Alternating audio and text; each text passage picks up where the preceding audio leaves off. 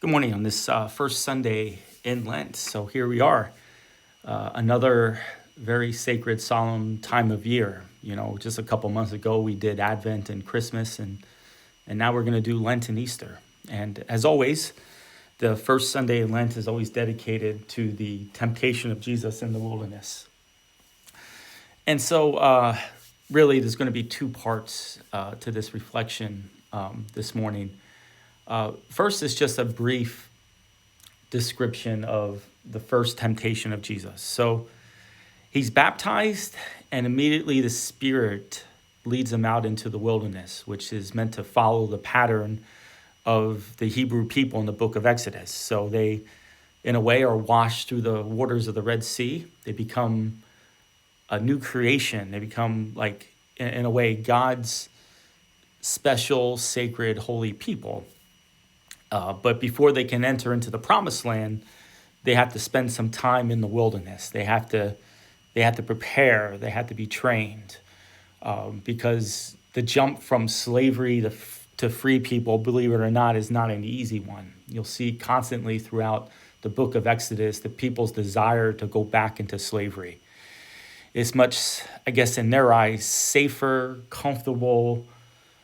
Whatever reason it is, there's just this tendency to go back to slavery. And that will be a key to the second part of this homily. So again, I'm just going to focus on the first temptation, that Jesus fasts for 40 days. And when the days are over, he's hungry, which is an interesting point right there. And it might kind of coincide with what I've been saying about the practice of fasting, that, it's not meant to put us in a state where we're weak and we can't even focus on things like prayer. We always got to be at least nutrition enough to be able to converse and to relate to God in prayer. This is why when there's missionary work in impoverished countries around the world, the first thing that needs to be done is they need to be fed, they need to be clothed, they need to be medical care. If they're in a very terrible state physically, then spiritually it's going to suffer too. You can't catechize people, you can't evangelize people if they're in a very bad starving state or a very bad medical state. And so I know we're told that he ate nothing during those days. Sometimes that could be just a little exaggeration, that maybe just ate very little, just enough to get by. But even that, and I noticed this on myself on Wednesday when I was fasting, even as you're eating light, as you're eating, some food to keep yourself nourished, by the end of the day, you're still hungry, And so Jesus, after this 40 days of fasting, is hungry. And that's when Satan comes into the picture. And so the key point in that, remember this, okay? Because I'm going to segue into the second part of the homily now. Satan is going to attack when you're weak. He's going to beat up on your weakness. And he's going to get you in a vulnerable state. This is why, we often fall into sin, and maybe fall into sin like overindulge in drinking when we're hurting. Okay, when we're suffering, how often do people then resort to things like drinking, or in this case, the second part of this homily, resort to things like pornography, for instance. Okay. Today in the Diocese of Allentown, an initiative throughout all the churches called Safe Haven Sunday. Okay. And the bishop wants us to talk about how we use social media, how do we use the internet. It's not a comfortable topic to talk about, and I don't like to talk about it, especially, in the parish with families and stuff, but it has to be talked about because kids are being exposed to this stuff at a much younger age, and it seems like everyone now has access to the internet. The phones are, a lot of good that they do, a lot of helpfulness that they provide, but there is a dark side to it, no doubt about it. And a dark side to it, again, whether it's the images and videos that we're watching, or if it's just the amount of mind-numbing content that we consume. Go out to a restaurant and just look around, and especially spot the family, spot the young parents with the kids. How many of them, and maybe you find yourself in this category too, how many of them around the table, everyone's consumed with their electronics and no one's talking to each other? You'll probably be surprised to see how many people do this. Mealtime was always meant a time to converse, to socialize, to relate to each other, to know what's going on in each other's lives. And we do less and less in that. And even when we do get together, again, we're just all looking down at our screens, And again, it's mind-numbing. I want to emphasize that because it's often an outlet that one goes to when they're hurting, or when there's something lacking in life, when there's a lack of intimacy, a lack of companionship, a lack of relationships with each other.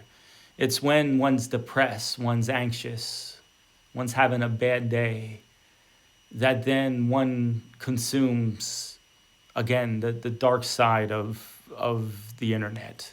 Okay, it's something that we as priests hear a lot, and unfortunately, again, it's not just men, it's women and young kids, and unfortunately, they're getting younger. And I would bet there's probably even more, but they're probably even just too embarrassed to bring it up, in confession. They're too ashamed of it. And, even as parents, you might say, well, we take the appropriate safeguards. We have all the filters. My kids don't have access to phones. We can say all this stuff, but guess what? Here's another sad reality. It doesn't mean that their peers have that privilege. This stuff could start as easy as, at the playground, after a basketball game, where one of the friends just goes up to your son, your daughter, and says, hey, look at this,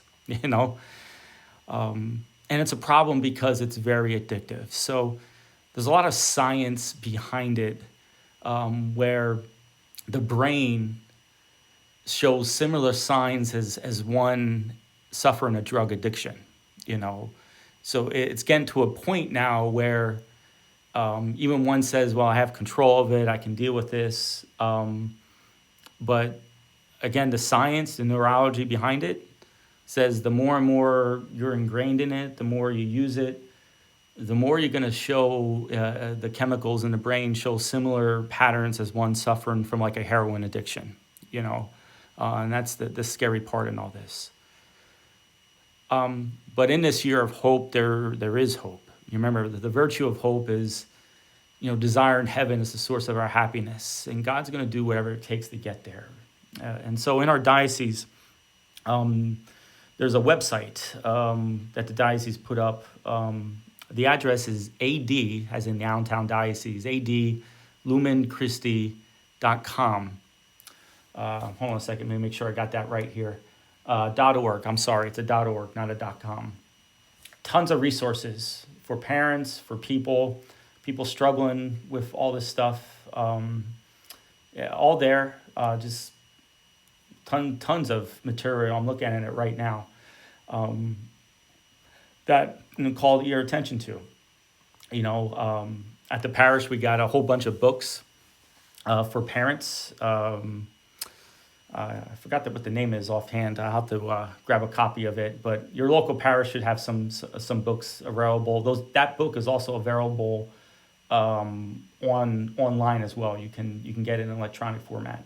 And it's a problem. And I think it's a problem. I think we can't just no longer sweep under the rug. I think ultimately I mean, not only does it really hurt our relationship with God, and again, not in a sense that like God is mad or wants to punish us, but it's hard to us to relate when we're consumed with this stuff. Hard to us to relate to God in prayer, and also definitely hard to relate to one's spouse, to one's family. You know, when one gets swallowed up in this stuff, there's always this kind of emotional distance from people. Um, but most importantly, it can change. We can be healed, and that's the hope from this. And really, that's ultimately what our diocese, what our bishop wants to provide.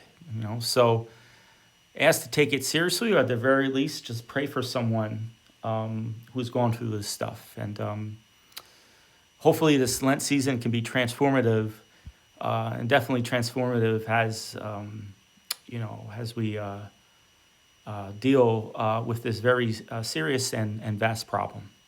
May God bless you.